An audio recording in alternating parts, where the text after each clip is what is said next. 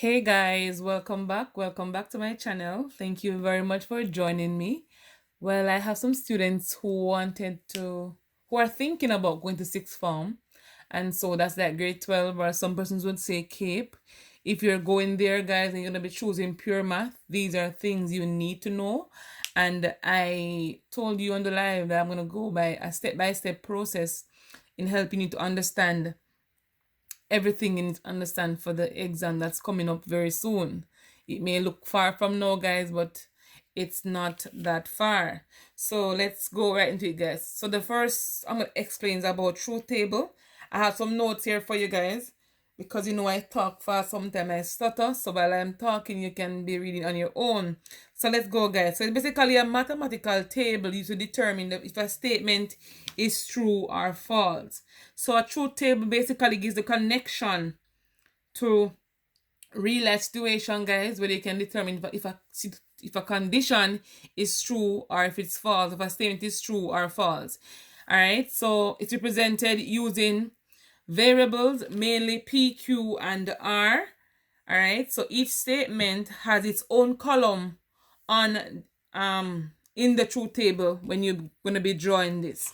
All right, and so we know a few statements. Let's say 7 is greater than 4, and we know for this statement it's basically true. All right, and some in the table you'll see T representing true. Okay, what if I say 6 is less than 3? We know that this statement is not true, hence it is false. All right, so we can put false.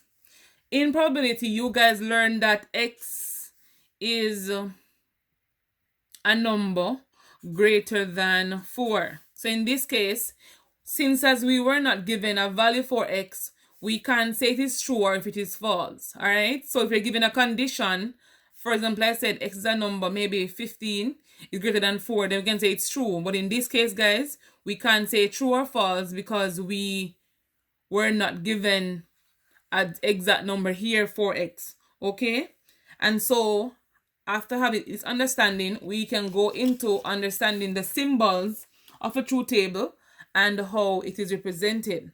So the first symbol you see here is called a tilde. It means the negation, and it basically means not. So if we say P is true, and we're talking about negation here now. So if we say P is true, so if I want to say not P, I'll have to put the negation with the P. All right. So if P is true, not P would be what? Would be false. All right. And so that's how the negation comes in. And it doesn't have to be P. It could be Q. Say Q is false. Not Q is true.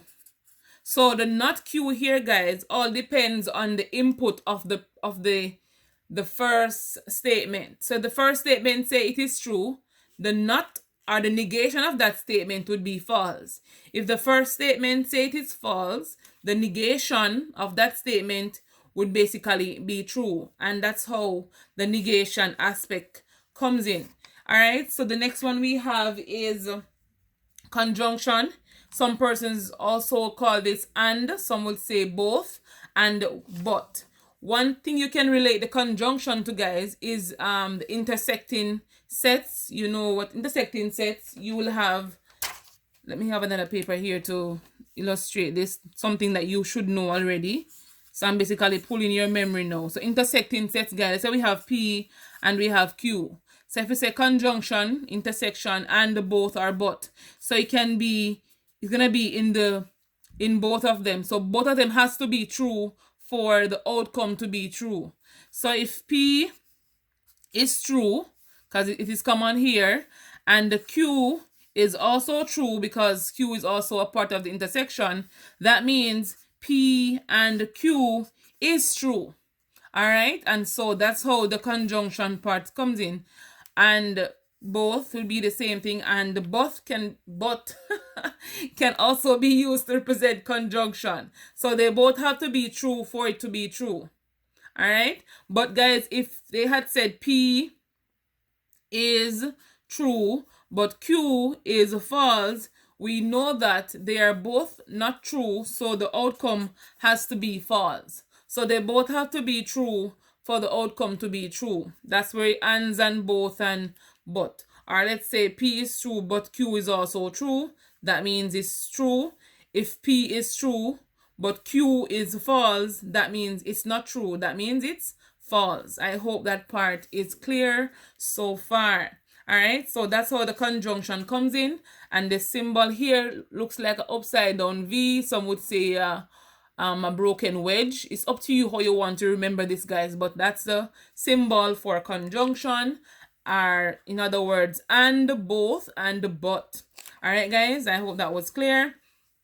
The third one is a disjunction, and you see that it's basically the flip of that symbol there, and it means either or both. Similarly, when you think about the sets that you guys did in the CXC at the CXC level, P or Q, or the level that you were at earlier, whatever level that is, about set theory, you know that P or Q would mean everything in the two sets without repeating the elements. All right, so it'll be either in P or it is in Q. So the symbol we use to represent or now is this symbol, or you want to say the disjunction. All right, guys, so if you consider the truth table aspect of it, we have two variables, two statements, P and Q. So P or Q would be something like this. Remember, they all have their own column. So if P is true or Q is true, that means they both result in true. All right, so either R is true, then the outcome is true. Let's say P is true, but Q is false. In this case, remember it says or both. So either one of the two is true, then the outcome is also true. All right, so P is true, Q is false. That means either or, the answer will result in true. So if P was also false and Q is true, again the outcome would be true because it says or. So either or is true, and so that's how the disjunction comes in. Or you want to say or, either, or both. Okay, I hope you understand that part as well. So the conditional statement now, guys, is basically if P is an if then statement in this case. So if P is true, then Q is also true, then the outcome would be true. All right, and so we'll get some more into these, but just to know the symbol that this arrow here represents conditional, this two-sided arrow here that go in both directions is a biconditional statement. So it's if and only if. So if P and Q are the two elements you're talking about, so it's only true if and only if both of them are true. All right, or they have the same same solution in terms of true or false. So let's go on to see how the negation looks under a table or in a table form. So the negation of P and not P. So we remember, once you have one variable, there are two possible outcomes. So either can be true or it can be false. So it can be true or it can be false. All right. So if P, and remember this basically the input, I'm putting M. That's the input and that's the output. All right. Output, or some would say outcome, doesn't matter. Same thing. So remember, whatever the not would be affected by the first statement. So the first statement here is true. So not true, that means it is false. And the first statement is false. Not false implies it's true. All right, guys. So the outcome, let me put it here. So the outcome depends on P, or you can write the statement. Okay, so the outcome depends on P, or you can say the statement. So we need to know that when we have one variable, guys, the possibilities are limited only between true and false. So let's see what happens when we have two variables. So here we have are two statements. So here we have two input. We have P, so that's our first input, and we have Q. All right, so that's another input, and the output here, or the outcome, would be P and Q. So we know that P can be true and Q can also be true. So they both can be true. All right, we know that P can be true and Q can be false. All right, it's a possibility that P is false and Q is true, or the possibility that both of them is false. All right, guys, so here we have no more possibilities.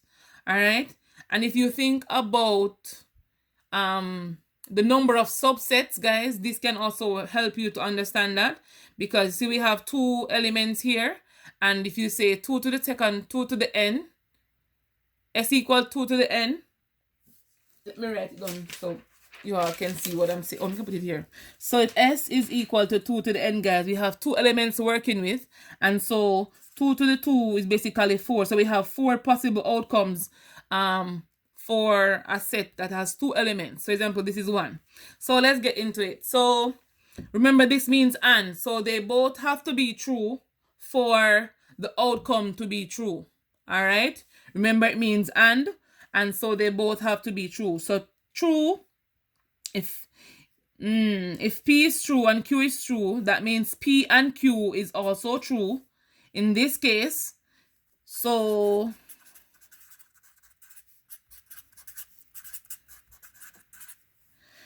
for this one, true, false, that means it's gonna be false because they are not, both of them are not saying true. For this one, false, true, that's gonna be false, false, false, false, you know, no true is there, so that's also false. All right, guys, so for conjunction, they both have to be true for the outcome to be true. And that's a thing you can remember when you're doing a truth table like this. This is a very basic one, guys, but once you understand this condition here, we understand that the statement and means this thingy here, this symbol means and, that means both of them has to be true. All right, let's go for the disjunction and wrap up. So disjunction, we know that this symbol here means or, and the same possibilities we have for P and Q, they're going to be the same for the disjunction. So I'm going to write them back. So they both can be true. One can be true, one can be false, one can be false, one can be true, or they both can be false. But in this case, guys, remember, it means or. So it can be true or false. Once there's some truth to it, the answer will be true. All right. So both are true. So we know that's true. All right. So true, false. We know again, one is true, so the outcome will be true. All right, false, true, the outcome again will be true because either or, either one or the other is true, or both of them. I could put both here as well. All right, so for this one, false, false, false, no, the outcome for that one will be false. All right, guys, so in this case, either one can be true. All right, so either one can be true for the outcome to be true, and that's basically the introduction to the truth table and define the symbols. In the next video, I'll be giving you a combination of how the symbols, when they combine together, for example, implication, the conditional statement, and the negation or conditional and conjunction. I'll explain that to you in detail. So I hope this video was useful, guys. Remember to like, share, comment, subscribe, leave a comment, turn on your notification bell, guys, so you can see what I am coming with each time a video is posted. All right, so I'll see you on the next video.